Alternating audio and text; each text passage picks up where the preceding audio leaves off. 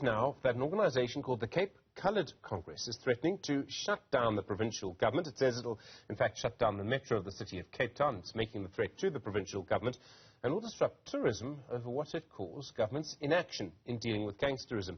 In the last few weeks, Cape Town's experienced a surge of gang violence. You'll have seen our reporting on the issue. Our Newzroom Afrika reporter Nasiphi Same joins us now live from Elsie's River. Nasiphi, good afternoon to you. It seems that tensions are growing and frustrations with this violence are growing too. Well, Stephen, that seems to be the case, and the political party Cape Coloured Congress has literally taken the fight to the doorstep of provincial government, what they call as incompetency to deal with gangsterism.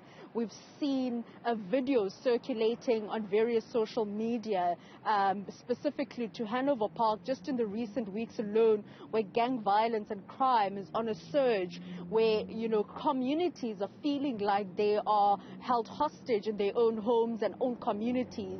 So hence why they are saying that they're going to take this step, and wrote a letter to provincial government calling on for them to act decisively regarding gangsterism. And should they not, they have threatened that they will basically take matters into their own hands. And this is what Fidel Adams, the leader of the Cape Congress, had to say earlier on.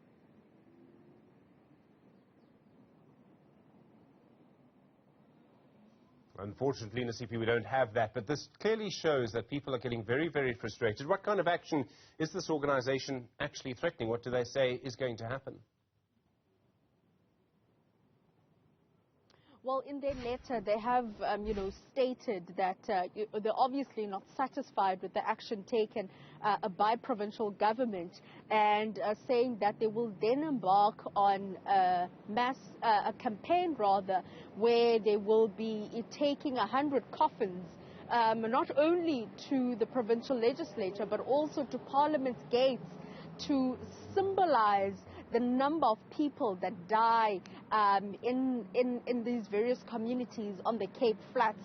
And they will also continue with their campaign by, sending emails, images, including news clippings to various agencies where tourists usually use when coming to Cape Town. And they are saying that what they said almost 8 years ago, which is it can't be business as usual in an abnormal society, that is exactly the mantra that they're going to be taking now, that it cannot be that tourism goes on and basically, in their words, government hiding the fact that people are dying like flies on the Cape Flats, and they want to highlight this, and basically saying that up until a point where provincial government does something, they will continue with this campaign. And as I mentioned earlier on, the letter was sent to provincial government, and with me I'm joined by Regan Allen. Sir, thank you so much for your time, but I understand that you received the letter from the Cape Coloured Congress. Obviously a number of threats were made. What are your thoughts in regards to the letter? Although I have not personally received the said letter, I have received information with regard to the statement that was released.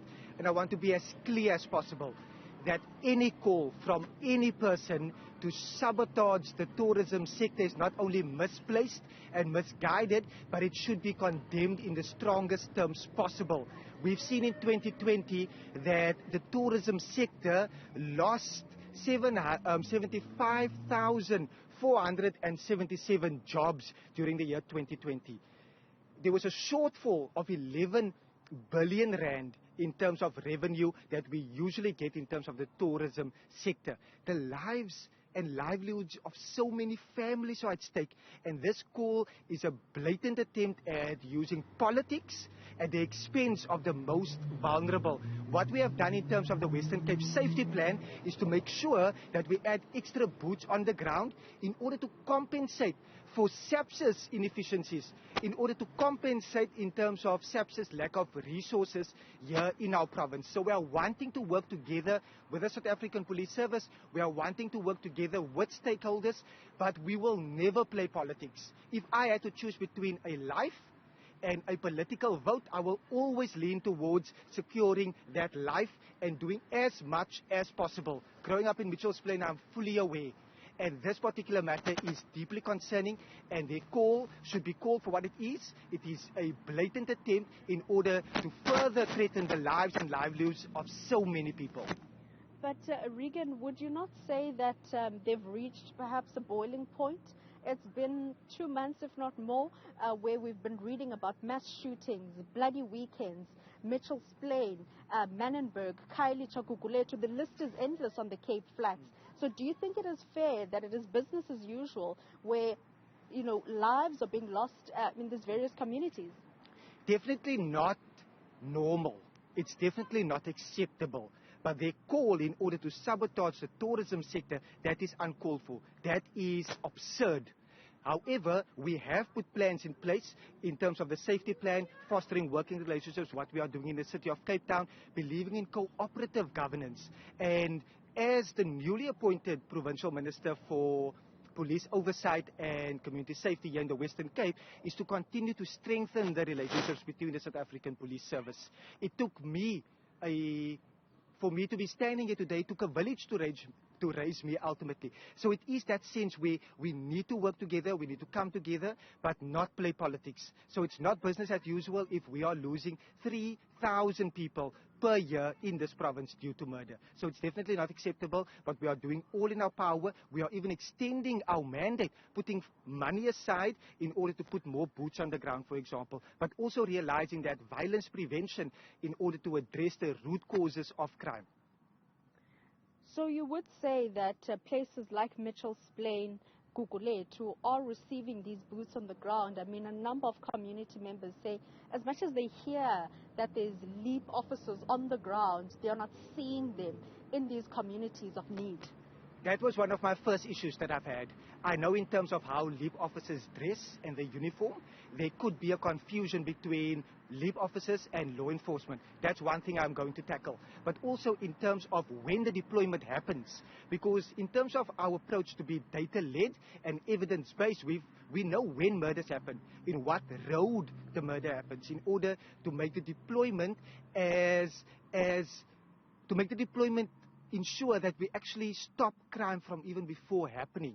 So that is a major issue in terms of the visibility. But in terms of all the so-called hotspot areas, the areas of concern from Mitchell's Plain, Delft, to Lavender Hill, to Kraaifontein, for example, we have LEAP officers and we have received information from station commanders appreciating the help that we are doing in that regard. But also more importantly is that we want to have that collaborative approach where we work together. So yes, LEAP are doing their job. We are wanting to do more, and we are calling on political parties to stop politicking, stop playing politics. If we are talking about the lives of people, and 3,000 people is a huge number. So I'm fully aware of it, but we are striving and we are doing our utmost best.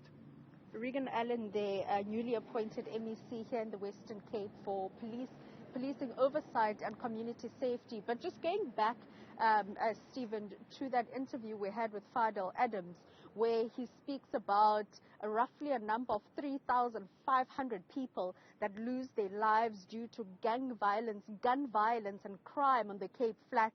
3,500, and he goes as far as saying that they have not seen or heard or even seen the premier in their communities to tackle this and to show that they're standing with these various communities on the Cape Flats, and even went as far as saying that the Democratic Alliance leader, John Steenhuisen, who we know landed in Ukraine yesterday, saying that instead of going all the way to Ukraine, he should have visited these communities that have been highlighted in the media in the recent weeks in regards to the plague, or rather the crime that has been experienced in those communities, and rather find ways to tackle and reduce the gang and gun violence in these communities, including the illegal guns that are circulating in these communities and ammunition, rather than going outside of the country when there is, as he puts it, a war already in the Cape Flats. Nasiphi Same, thanks very much indeed.